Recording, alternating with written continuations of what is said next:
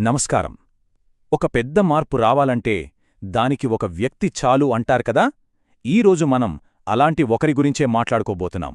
సమాజం విసిరిన రాళ్లను, బురదనూ ఎదుర్కొని కోట్లాది మంది భవిష్యత్తులో వెలుగులు నింపిన ఒక ఆశాజ్యోతి సావిత్రిబాయి ఫూలే కథ ఇది. ఈ ప్రశ్న అడగగానే చాలామందికి వెంటనే గుర్తొచ్చే పేరు సావిత్రిబాయి ఫూలే. కరెక్టే. కాని ఆ పేరు వెనకున్న కథ, ఆ ధైర్యం, ఆ త్యాగం, వాటి గురించి ఎంతవరకు తెలుసు? ఆమె వెలిగించిన ఆ జ్యోతి ప్రభావం ఇప్పటికీ మన సమాజంపై కనిపిస్తూనే ఉంది. సరే, ఆమె కథను పూర్తిగా అర్థం చేసుకోవాలంటే మనం కొంచెం టైం ట్రావెల్ చేసి వెనక్కి వెళ్ళాలి. ఆమె జీవించిన కాలానికి. అదొక చీకటి యుగం. అమ్మాయిలు చదువుకోవడమంటే ఏదో పెద్ద నేరమన్నట్టు చూసేవాళ్లు. అలాంటి కఠినమైన పరిస్థితుల్లోనే ఒక దీపంలా ఆమె ప్రయాణం మొదలైంది. 1831లో పుట్టారు సావిత్రిబాయి. అప్పటి పద్ధతుల ప్రకారం చాలా చిన్న వయసులోనే జ్యోతిరావు ఫూలేగారితో పెళ్లైపోయింది. ఇక్కడే కథ ఒక పెద్ద మలుపు తీసుకుంది. ఎందుకంటే సమాజం మొత్తం వద్దంటున్నా ఆవిడ భర్తే, అవును తన భర్తే ఆవిడకు మొదటి గురువయ్యారు. చదువుకోవాలన్న ఆమె కోరికకు అండగా నిలిచారు. అంటే ఆలోచించండి, ఆ తరంలో చదువుకున్న మొట్టమొదటి మహిళ ఆమె. ఇది కేవలం ఆమె వ్యక్తిగత విజయం కాదు, ఇది చరిత్ర గతిని మార్చిన ఒక అడుగు. భవిష్యత్తులో ఆమె చేయబోయే గొప్ప పనులకి ఇదే పునాది అయింది. చదువుకున్నారు, సరే. ఆ తర్వాత ఆ జ్ఞానాన్ని తనలోనే దాచుకోలేదామె. దాన్ని అందరికీ పంచాలనుకున్నారు. కాని ఆమె వేసిన ఆ మొదటి అడుగు సమాజంలో ఒక భూకంపం సృష్టించింది.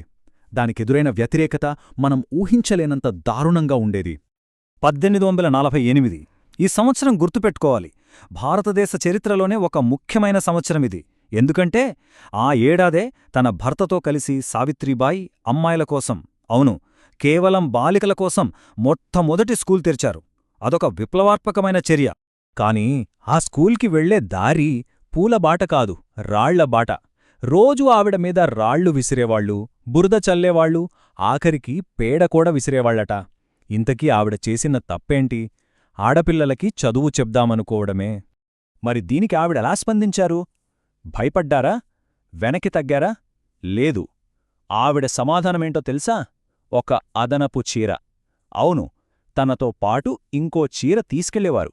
స్కూల్కి వెళ్ళాక ఆ మురికిచీర మార్చుకుని ఫ్రెష్గా ఏమీ జరగనట్టు పిల్లలకి పాఠాలు చెప్పేవారు. ఆలోచించండి, ఎంత పట్టుదల, ఎంత ధైర్యం!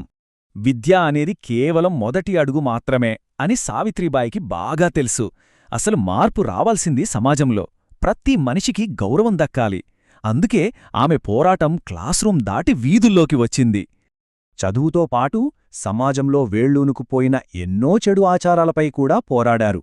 బాల్య వివాహాలను గట్టిగా వ్యతిరేకించారు. భర్త చనిపోతే ఆ మహిళల జీవితం అక్కడితో అయిపోకూడదని వితంతు పునర్వివాహాలకు మద్దతిచ్చారు. అన్నింటికన్నా ముఖ్యంగా కుల వివక్షకు వ్యతిరేకంగా సత్యశోధక్ సమాజ్ ద్వారా పోరాటం చేశారు. ఆమె మాటల్లోనే చెప్పాలంటే, భయపడొద్దు, చదువుకోండి, చదువే మన ఆయుధం. ఇది కేవలం ఒక మాట కాదు, అణచివేత సంకెళ్లను తెంచడానికి ఆమె చూపించిన ఒక మార్గం. విద్య అంటే కేవలం అక్షరాలు నేర్చుకోవడం కాదు, అదొక శక్తివంతమైన ఆయుధం అని ఆమె బలంగా నమ్మారు. ఆమె జీవితం మొత్తం ఒక సేవాయజ్ఞం లాంటిది. మొదలునుంచి చివరి వరకు ఆమె జీవించింది ఇతరుల కోసమే. ఇప్పుడు ఆ త్యాగపూరిత జీవితంలోని చివరి ఘట్టం గురించి తెలుసుకుందాం.